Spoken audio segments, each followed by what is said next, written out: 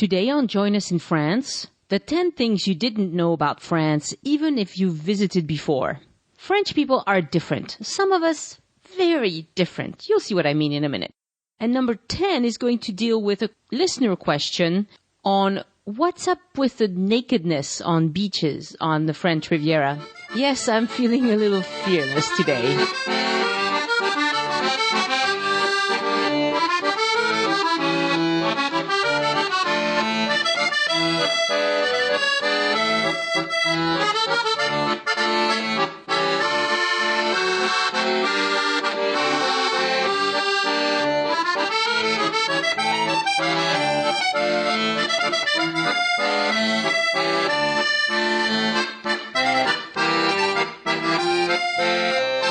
This is Join Us in France, episode 91. Hello, I'm Annie, and Join Us in France is a show about all things French. I love France. I was born and raised here. I live in France, but I've also lived in the UK and the US for a couple of decades, so I have a unique perspective on my own country. This show is mostly about places you can visit in France, and I love to talk about them because I love to visit them too. So let's talk, shall we? Today I want to give a shout out to Steve, who has given the show a donation. Thank you very much, Steve. Very helpful. If you too would like to donate to the show, you can do it on joinusinfrance.com. It's on the top right-hand side of the website, and it helps pay for expenses. And if you're a new listener to the show and you like this episode, you'll probably also enjoy episode 9, which is all about whether or not French people are rude. Yes, one of the favorites, actually, that people seem to want to listen to a lot. For show notes and photos, go to joinusinfrance.com/91, and you'll see all about this particular episode. All right, let's get going with number 1. Tipping. Do you have to tip, and how much? The word for tip in French is pourboire. Pourboire. It literally means to pay for a drink. If you leave enough tip to pay for a cup of coffee or a beer, you have been a nice customer. French waiters do not rely on tips to live, but they're not living under a rock. They know that Americans tip. So once they've got you pegged as an American, if you don't leave any tip, they will probably be disappointed. So if you want to do as the French do, don't tip. But if you want to be nice, tip a little bit. Now, how much? Cafes and restaurants. If French people are going to tip at all, they will just tell the waiter to keep the change. And the way you say that is gardez la monnaie. Gardez la monnaie. Or they won't say it. They'll just leave a few coins behind on the table or on the little tray that they use for payments in France. Even if it's just a few cents, this is not seen as insulting, okay? I know in America you get conditioned to be a generous tipper. That makes you a better person. And I really do think that in America it does make you a better person. But in France, it doesn't work the same way. So don't feel like you're being insulting if you are leaving a modest tip by American standards. The other thing that's different is that you cannot add a tip to a restaurant credit card receipt like you do in the US. So if you want to tip, have some change with you for that purpose. How much you should tip? Okay, that depends on how much you spent to some degree. If all you got is a coffee, you can totally leave a 20 or 30 cents tip. Honestly, you can. I'm not being facetious here. Now, if you got a meal, the service was great. Well, a French person might leave 2 or 3 euros. If you caused an accident, you broke some glass, you called for some special attention, maybe more would be called for, maybe 5 euros, okay? But it's not a percentage of how much you spent, is what I'm trying to say. Now, what about tour guides? Yes, you should tip your tour guide. How much? Well, 5 euros per person per day if it was a whole day tour. 2 euros if it was a short tour. And let me take this occasion to remind you that these tour guides also accept tips. You can see the tip your tour guide button at the top of Join Us in France. How much should you tip me? Beaucoup. Beaucoup, beaucoup, beaucoup. Just kidding. Okay. For taxis, a 10% tip is appreciated, but I only tip if I got help with my luggage and if the person didn't give me any lip about giving me a receipt or whatever. Now, it's up to you. And I admit I have a bit of a bad attitude when it comes to taxi drivers because they keep on going on strike. They block traffic. If you live in France, you have many reasons to not like taxi drivers very much. And also the whole Uber thing, Anyway, if yes, they've been very nice to you, yes, it is customary to tip your taxi driver 10%. What about hotel services? If someone brings an extra pillow or ice to your room or something like that, do give them a couple of euros. And those 2 euro coins are very handy for tipping in general, I think. Because it's the biggest coin you can give, but it's not a bill. You know what I mean? It's not as much as a bill, but it's the biggest coin you could have picked. So it's a nice thing to do. Now, a lot of hotels in France will not send someone to your room if you ask for something. They'll ask you to come and get it at the desk. In that case, I don't tip at all. But if a porter helps me with my luggage, I do tip a couple euros per bag. And something that we've done that I think is very nice is we give a tip to the cleaning staff because we're a messy bunch. So we leave a few euros on top of a handwritten note that says, Merci au personnel de nettoyage. Merci au personnel de nettoyage. If you want to see it written down, it'll be on journalistinfrance.com/91. Now, the last person you should tip is bathroom attendants. And yes, you should tip them. Even if entry to that bathroom is free, they will probably put a little cup or something for tips. I think 1 euro per person is plenty. If there isn't a jar, I don't leave a tip, but if there is a jar, it means that there's a person there most of the day. And then in that case, I do leave a tip. It doesn't have to be a euro, but I think that's a nice thing to do. Number 2, French restaurant manners. Do not, under any circumstances, address a waiter as garçon. I know you've seen it done in the classic French movies of 40 and 50 years ago, but we don't do that. To get your waiter's attention, you can say Madame, Madame s'il vous plaît, Mademoiselle s'il vous plaît, Monsieur s'il vous plaît, but do not call them garçon, okay? If the bill takes too long to come, which happens quite a lot, I'm sorry to say, you can get up and go pay at the cash register. Once you're at the cash register, just point to the table where you were sitting and they'll know what you ordered. Sometimes they even leave a little piece of paper on your table where they keep a running tab of everything you've ordered. If there's one on your table, take it to the cash register. This is perfectly cool. We do it all the time. You don't have to worry about it. Don't sit and stew there for 20 minutes waiting for your bill. Just go and pay at the cash register. French people do it all the time. The waiter will not come to your table and be all cute with you and tell you his name and say something nice about you. Oh, what nice hair you have or whatever. No, they're not asking you how you're doing. They don't, they don't want to know.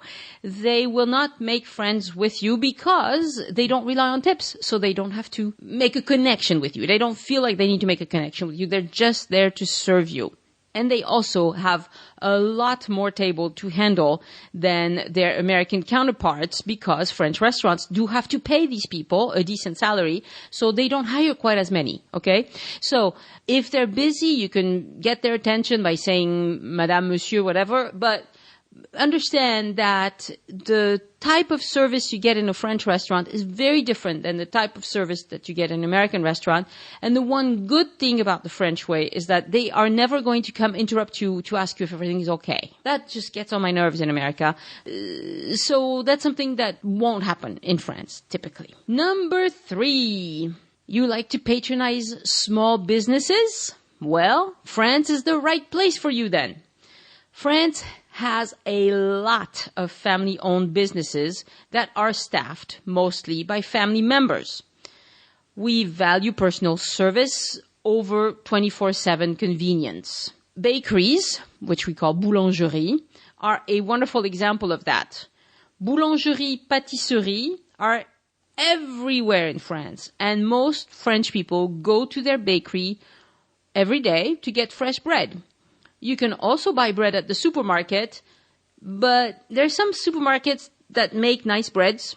Auchan is one example near me. But most of them do a pretty poor job. So most French people go to the small local bakery. And if you go at 6 p.m. when people are heading home from work, you will see the waltz of cars and people and just everybody stopping by to get their bread. And I have not seen a French bakery with a drive-up window, which when I first moved back to France, I thought, oh, brilliant idea. Somebody needs to do that. Well, maybe somebody needs to try it, but I don't think it would work. People like to get out of the car and go talk to the bakery, to the person who's selling the bread at the bakery. So it's a place to socialize too. The other small business that's very common in France is butcher shops. Now, this is a bit strange, but we used to have a lot of horse meat butchers in France, and those were called boucheries chevalines. They are pretty much all gone by now.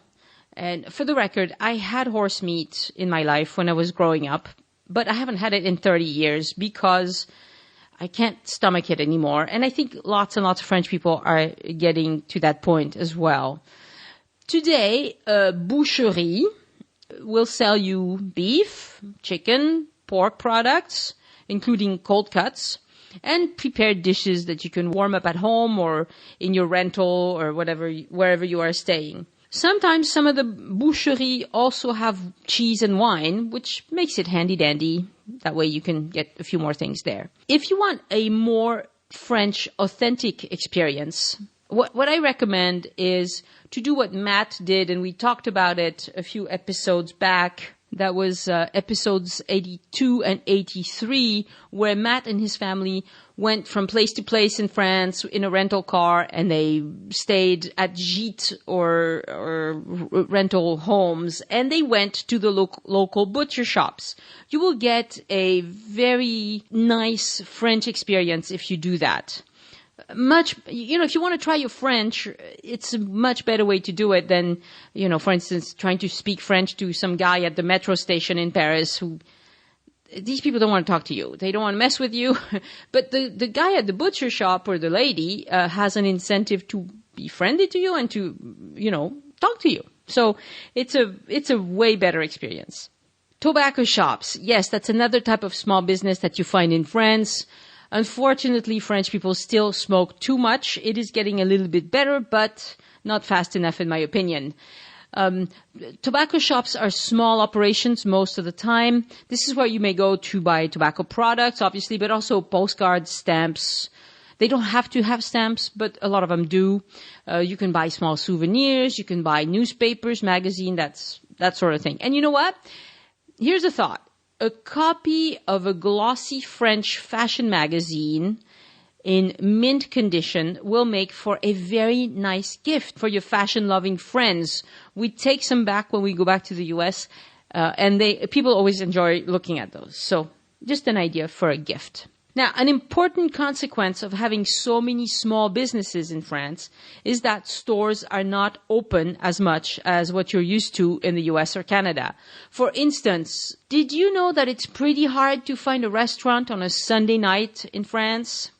Now, if you're in the center of a large city, you will have no trouble finding something open, and all the chain restaurants are open 24/7 anyway, and they almost always are in the center of the cities. But family-owned restaurants, which is still the vast majority of the type of restaurants that we have in France, they are often closed on Sundays and Mondays. So if you don't want to get hungry, don't get too picky on Sundays and Mondays, okay? You've been warned now. This is a fact of life. Unless you're in the very center of the city, everything's closed. And if you happen to be looking for a restaurant on a Sunday night in August, well, good luck to you. You're going to have to go a long way or eat at a McDonald's.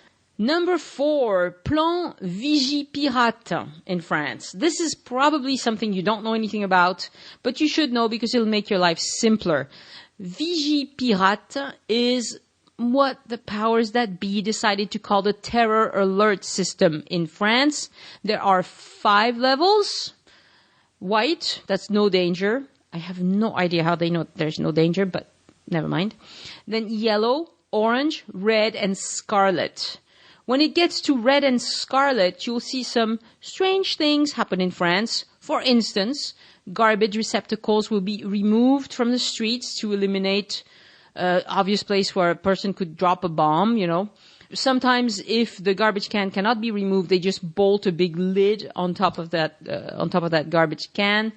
Entrances to places will be closed. For instance, at a train station, they'll close off most of the entrances and they'll keep just a couple open. This is so that they divert traffic to points where they can watch the reduced number of entries and exits. They will sometimes place barricades and restrict access to certain places. We don't like these measures any more than anybody else, but they're a fact of life. Number 5. Pets are treated like kings in France. Yes, they are. French people have a lot of pets and they are treated like family. Dogs get taken places where you wouldn't take an American dog unless it was a service dog. And by the way, please don't pretend that your pet is a service dog just so that you can take it places. It makes the life of actual service dogs much harder. So anyway, I digress. But anyway, in France, it's okay to take your dog to the restaurant, for instance.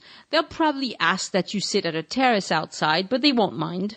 Dogs get taken to train stations. The SNCF, the French train service, has very generous pet rules. I've taken my dog to the airport to welcome a family member who's coming back. They're on the streets everywhere. Now, these dogs are very well socialized and they cause no trouble at all, generally. But if you're afraid of dogs, you need to be aware that this happens in France. But also, the other thing is, the bad side of that equation is that because French people like dogs, homeless people, young men mostly, almost always have a dog or 2 or 10. They're hoping to elicit sympathy. And this is getting to be a problem because those dogs are about as ill-suited for society as their owners are. And I really recommend that you stay far away. If you see a gathering of homeless people with dogs, just cross the street, get away from them because they're a little bit unpredictable. And the police is trying to do something about it, but they're not everywhere all the time. So just better be safe than sorry. Now, I know you're going to ask, I'm talking about dogs, so you're going to ask about dog poop. I know. Now, dog poop on sidewalks used to be a huge problem. It's gotten a lot better in all big cities because they have staff to deal with it. I don't know if you've ever seen those, the poop vacuuming machines that they have in Paris. They're pretty cool looking. The mentalities are changing, but you know what? It only takes one idiot who doesn't pick up dog poop in the middle of the sidewalk to make it really nasty for 100 pedestrians. So, yeah, France is going in the right direction, but it's slow and I can't guarantee that you're not going to run into it. But the place where you will almost always find landmines is grass. If there's a patch of grass in the city, around a tree or whatever, don't walk on it. Not because it's forbidden to walk on it, but because no one picks up after a dog that went in the grass. So don't walk on the grass. It's full of landmines. Okay? Enough said. Number 6. French children are allowed to do dangerous things. And I'm doing air quotes around dangerous. Yes. For instance, French children climb trees and they go places without parents. This comes from a cultural acceptance that children need to experience all sorts of things in order to grow up and be competent adults. Now, you will see surprisingly young-looking kids alone on the bus or in the metro or walking places in the city. And I know you will wonder where the parents are. The answer is the kid is alone and it's okay. Some French kids are also smaller and skinnier than similar age kids in America, so they look even younger than they really are, which makes it worse for the visitors. So just remember that France is a safe country. Parents do not have to worry about child abductions and shootouts and stuff like that. The most dangerous thing you will probably do while in France is cross the street or get in a car. So don't trust the taxi drivers, but for the rest, you're probably safe, and so are the children. Don't be alarmed about that. Number 7, French people do not get vegetarians. I kid you not, this is terrible. You ask for a vegetarian meal, and they ask you if you'd like fish. You know, they point to the fish dish, and you're like, I'm a vegetarian, you know. But most French people don't understand that fish is a form of meat. You know, to them, like, fish is the least you can do. Like, come on. We're that behind. Generally speaking, French people don't eat as much meat as Americans, but we put a little bit of meat in a lot of things. So, and most restaurants don't necessarily have a vegetarian item on the menu, and you might have to ask for a custom order. Most restaurants can make you an omelette, for instance. You have to ask in French, negotiate a little bit. Or sometimes you might get lucky to have a waiter who speaks good English. But in French, you could say, "Pouvez-vous me faire une omelette, s'il vous plaît?" And that's just, can you make me an omelette? I'll write it out. You'll see it written out on the website. Now, new and trendy restaurants in big cities do tend to have a few vegetarian dishes on the menu, as do restaurants owned by younger people who understands that there are vegetarians and even vegans. Oh my goodness. But it's, it's not the majority of restaurants you'll find in France. And if you're vegan, you really have to be prepared to make your own meals, even if you're just going to the grocery store, or do a little research on Yelp to find one of those rare places that can serve you a vegan meal. What happens when vegans come to France is that they end up eating a lot of bread and French fries, and it's not that nice. So plan a little bit if that's your situation. I know people who've planned it out and done great, but it just needs a little bit more work. Number 8, France's bathroom problem. It's getting better. Yes, it is. We're not perfect, but it's going in the right direction. It used to be so much worse 10 and 20 years ago and even longer. It's still not great, but it's better. Now, you might get a little queasy here because I'm going to talk about a couple of things that are, if you're eating, pause and skip. But French people now seem to understand that tourists need a place to go. You see, for your traditional French person, it's quite simple. You've learned to hold it all day, right? If you haven't, what's wrong with you? But most of the people who think like that are getting older themselves and realizing that, maybe they can't hold it all day either. So that's why it's going in the right direction. I've got to be honest with you because I want you to understand France. We still have bathrooms that are a hole in the floor. And by bathrooms, I mean toilets. Those are not so common anymore, but they exist, and they should all be torn out. If you put me in charge of France, I'll put that on the very top of my list. Get rid of those hole-in-the-ground toilets. They came from a belief that since you squat and you touch nothing, it's cleaner. The issue is they get really, really nasty very fast because of bad aim, right? Another second on the bad aim problem. And you see that even in regular bathrooms. French women, they hover over the seat while peeing. And you know what? They squirt all over the seat. It's really nasty. So what do the bathroom attendants do? Well, they remove the toilet lid and the seat. So now if you would rather sit, you'll be sitting directly on the porcelain. Yeah, I told you it was nasty. What can you do about it? There are things you can do. It's not the end of the world. Put some cleaning wipes in your bag and bring tissues. Have tissues with you all the time. And I would like to apologize on behalf of French people. We have a long ways to go before we get public bathrooms that are as clean as American public bathrooms.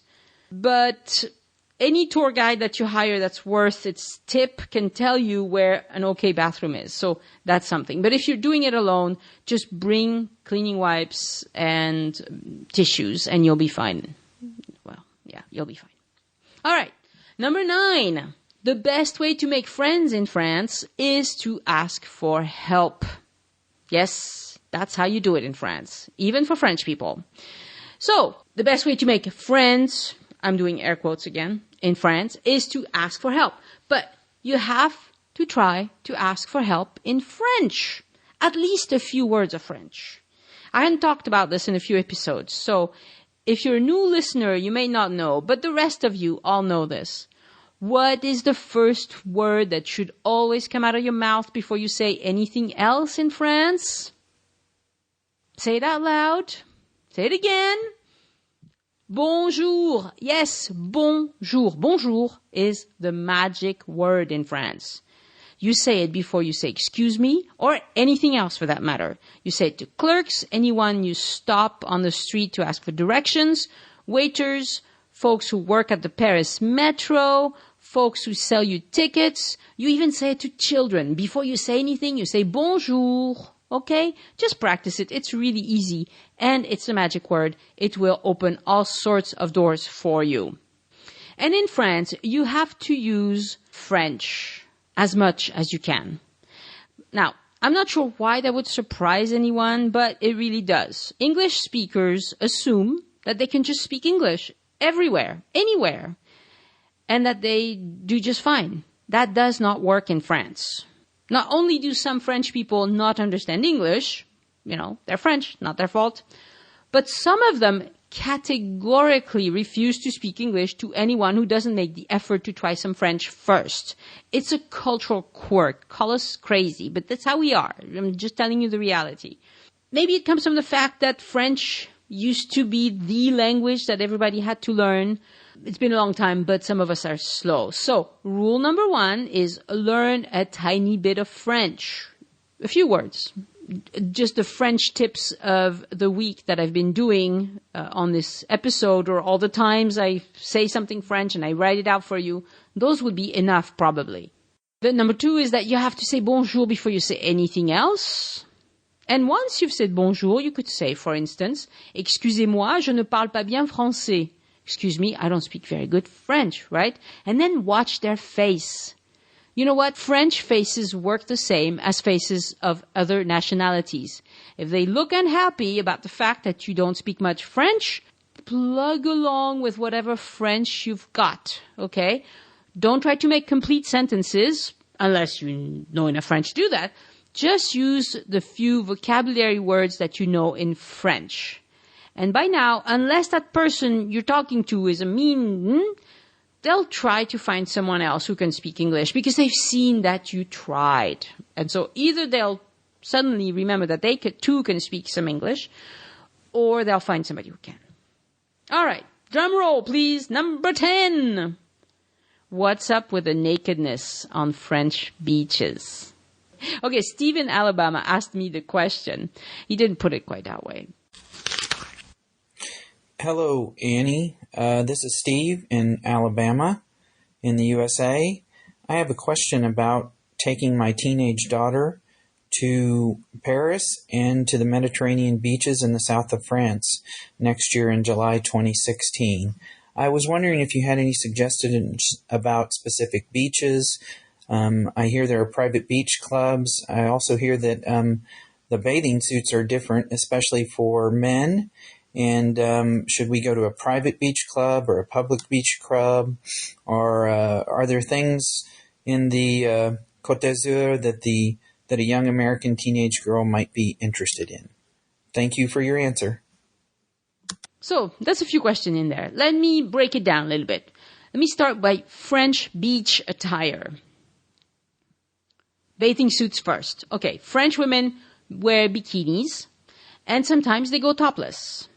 About half of the men wear Speedos that are tight-fitting. Some parents let their kids go naked on the beach, which is not very sanitary, but never mind that. French beaches are not for prudes, okay? I'm not saying you're a prude, Steve, but I just want to be crystal clear about the fact that French people are very open-minded when it comes to appropriate beach attire. You can be wearing one tiny little bit of cloth and nobody will bat an eye. Now, is that what most people do? No. No. You will also find plenty of loose bathing trunks on the men and one-piece bathing suits on the women.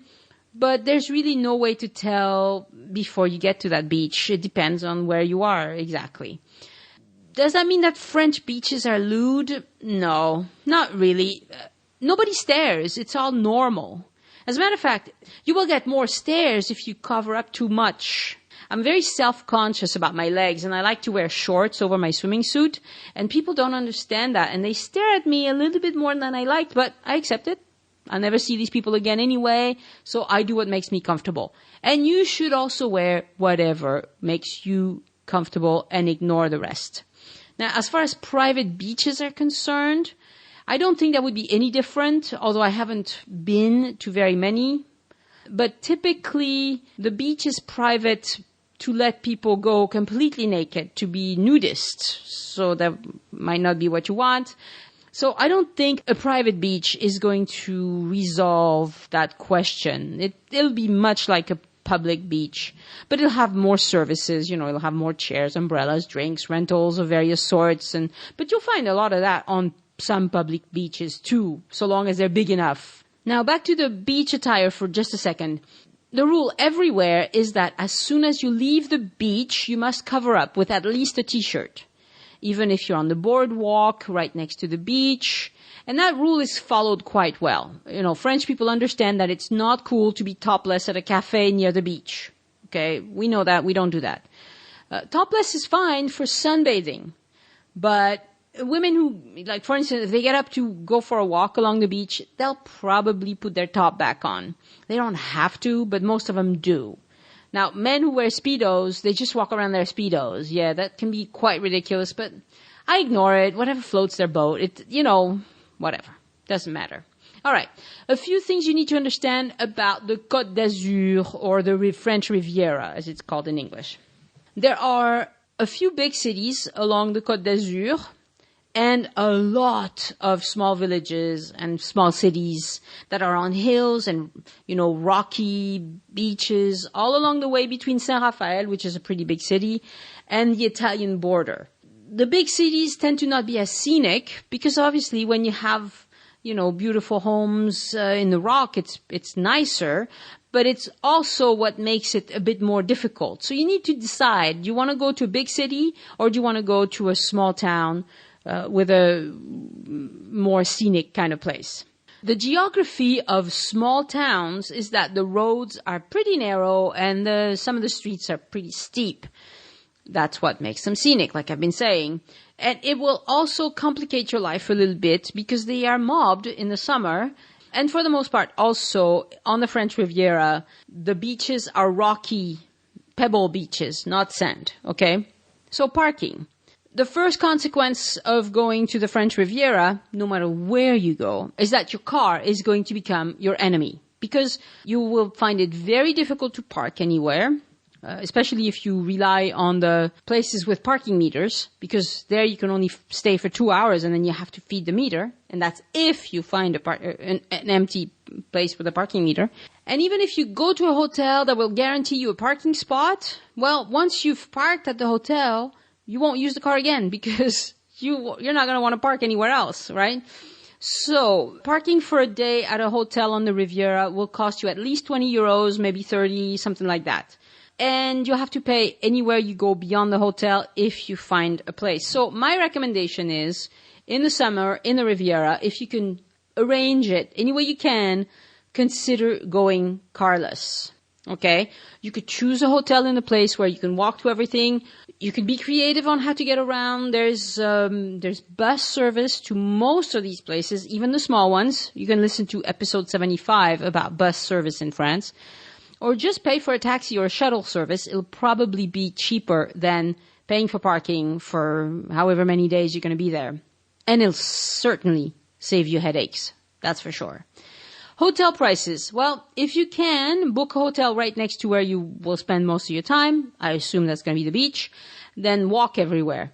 Beach locations are going to be pretty expensive, and if you prefer to go a little further to get a better deal, well, ask if the hotel provides a shuttle to the historic center.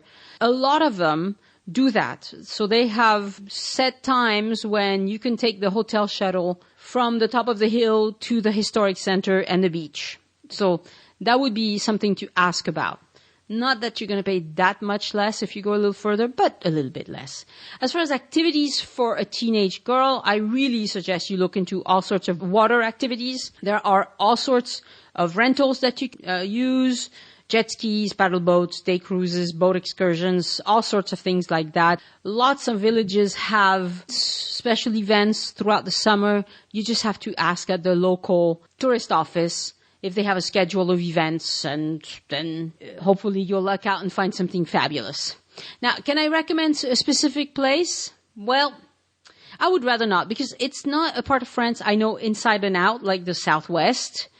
I've been to Cassis. It's very, very nice, gorgeous. There are beaches that you can only get to by boat or after a long hike. And those are nice because they're not so crowded. I'll put a picture on the website. But Cassis is not the only place like that. There's a bunch of them all along the coast. You know, you could do a search on Les meilleures plages de la Côte d'Azur on Google. I'll write it out for you on the website to see the latest popular spots for French people.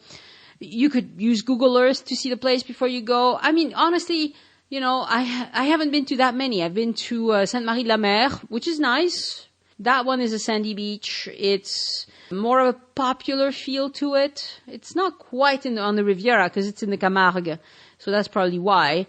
But then as you go further east, it gets hillier and rockier, and there's all sorts of things you could pick. But no matter what you choose, those places are going to be mobbed. Okay, it's July on the Riviera. It's every single one of them is going to be mobbed. So be mindful, aware of where you stay, because it's going to make a big difference in your vacation.